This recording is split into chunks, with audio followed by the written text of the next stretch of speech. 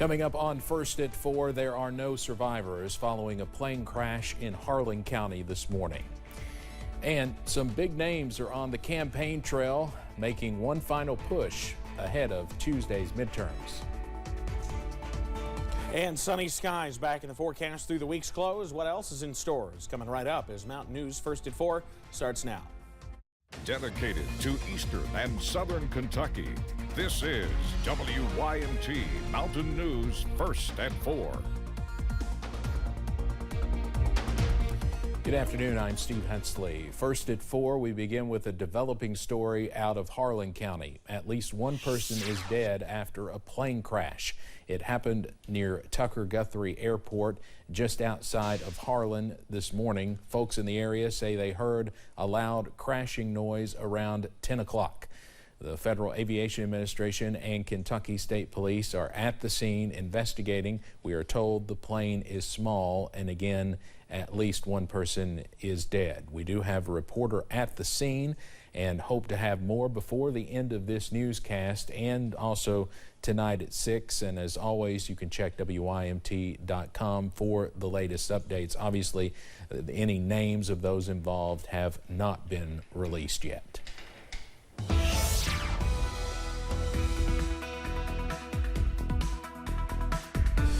And you know, Steve, we don't want to speculate on perhaps a cause. We don't really know yet what happened with that crash this morning, but we can tell you there was a lot of fog in the area at the time. The sensor that you're seeing here is at Tucker Guthrie Airport, and it was showing visibility of 0 at the time. So it was very foggy throughout much of the Cumberland Valley at that time this morning. So again, it's a little early to say whether or not that was a factor, but the visibility was very, very low at the time, and we had quite a lot of fog throughout the region this morning, and that's something I'm sure investigators will continue to watch out for as well through the rest of the investigation as it takes place. Around the region right now, low 70s. It's a comfortable afternoon, plenty of sunshine, just a few areas of cloud cover, even over toward Pikeville, a few areas of cloud cover at this point. Low to mid 70s. It's a beautiful afternoon.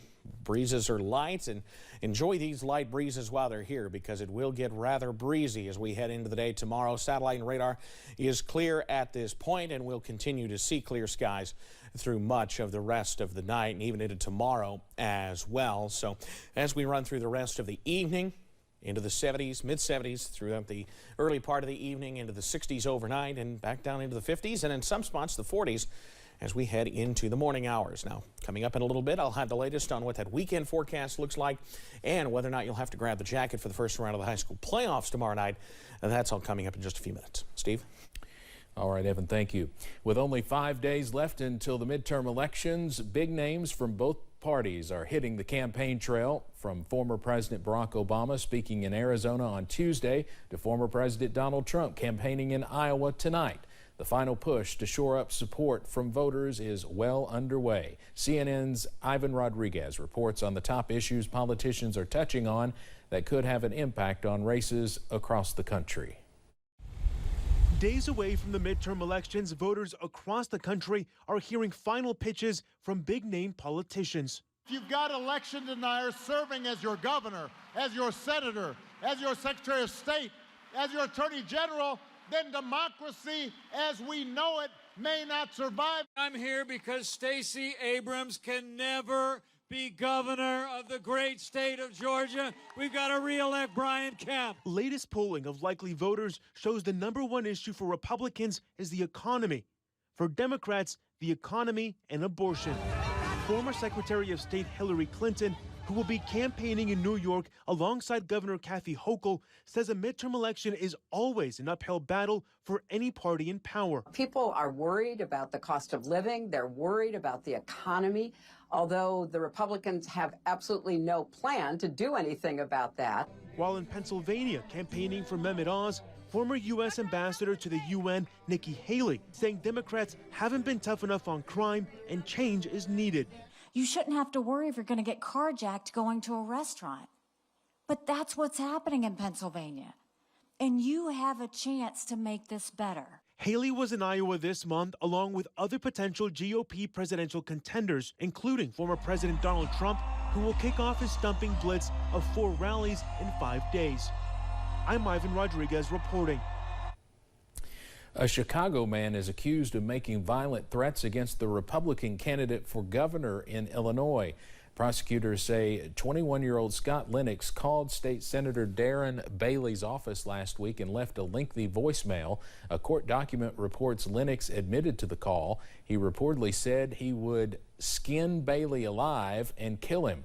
He's also quoted as saying, "I know where he lives, I know where he sleeps, I know where his kids sleep."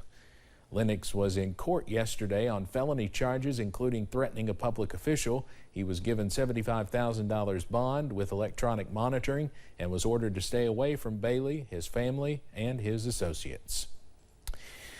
Well, if Democrats lose ground in Congress, they may learn something from the political shift in Florida. That state's Latino voters have moved firmly to the right. CBS's Christian Benavidez reports from Miami on that trend and why it is happening.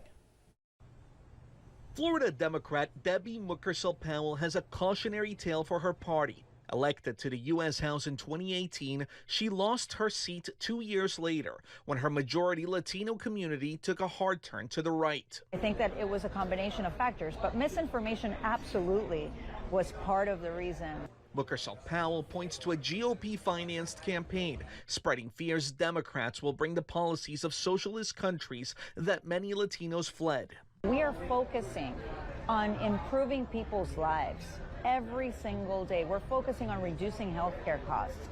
What is radical about that agenda? A recent poll shows Democrats holding a 27-point advantage with Hispanic voters nationally, but it's a sharp drop from nearly 40 points in 2018. Take Miami-Dade County, long considered a Democratic stronghold. Latinos here account for 69% of the population. In 2016, Hillary Clinton won the county by 30 points. In 2020, President Biden won by just 7.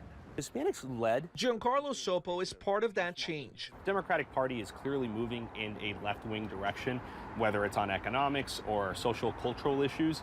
And most Hispanics are common sense, middle-of-the-road voters with, I would say, traditional or conservative values. And we don't want anything to do with that. Sopo says that's why Florida Governor Ron DeSantis is on track to win the Latino vote in his re-election bid, which would make him the first Republican in a generation to do so. People are just fed up with the Democrats. They've taken our communities for granted. And while Democrats are hanging on in states like Arizona, the GOP may have Latino voters to thank for some gains this election day. Christian Benavidez, CBS News, Miami. The Rio Grande Valley is seeing the impact of the Latino vote shift.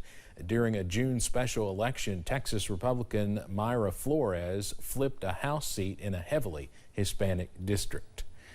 Former Israeli Prime Minister Benjamin Netanyahu has won the country's election. Current Prime Minister Yair Lapid called Netanyahu to congratulate him on the victory and instructed his staff to prepare for an organized transition to power. As almost all of the votes have been tallied, projections suggest Netanyahu and allied parties will take 64 seats out of the 120 Knesset parliament. The election was marked by the highest turnout in Israel since 2015. The Central Election Committee says about 71% of eligible voters cast their ballots, which was more than in any of the last 4 elections that produced stalemates or short-lived governments. Coming up on First at 4, CBS and the former president of the company agree on a settlement worth more than $30 million. Plus, sunny skies are back again, and I'll have the latest on how long they last coming up after this. Join